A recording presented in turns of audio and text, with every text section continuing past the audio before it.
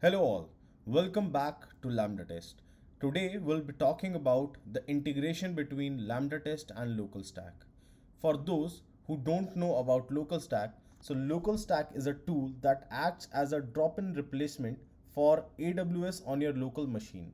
You can run your tests which are dependent on the AWS infrastructure without being dependent on the cloud infrastructure using LocalStack.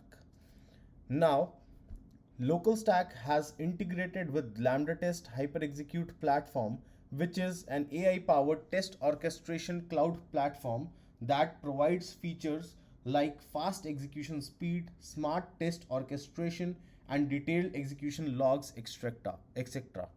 So let's discuss about the integration and how we can integrate our LocalStack test cases with LambdaTest.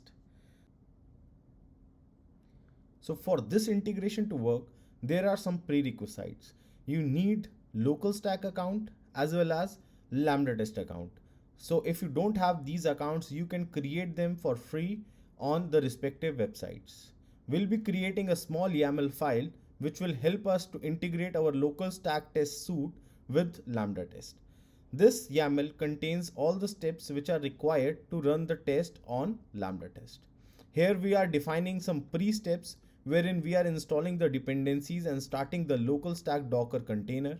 And here we are running the test using the pytest command. Let me show you the dashboard to give you an understanding of how these tests will be displayed on the LambdaTest platform. So first of all, you can run this test by using the hyperexecute CLI, passing your credentials, and then once the tests start running, they will be shown on the LambdaTest platform. Here you can see that we have run some pre-steps wherein we are installing the dependencies and everything. You are getting the detailed logs of each and every step here. There are two tests which are getting discovered from this command that we have passed in the YAML file. And here you can see the actual test which has run. So these are the command logs for the test that has actually run. And it is easy to distinguish between a passed and a failed test so that you can quickly jump onto the failed test cases and then debug them. So here you can see the logs for the failures which will help you to debug further into this test case. I hope this video has helped you.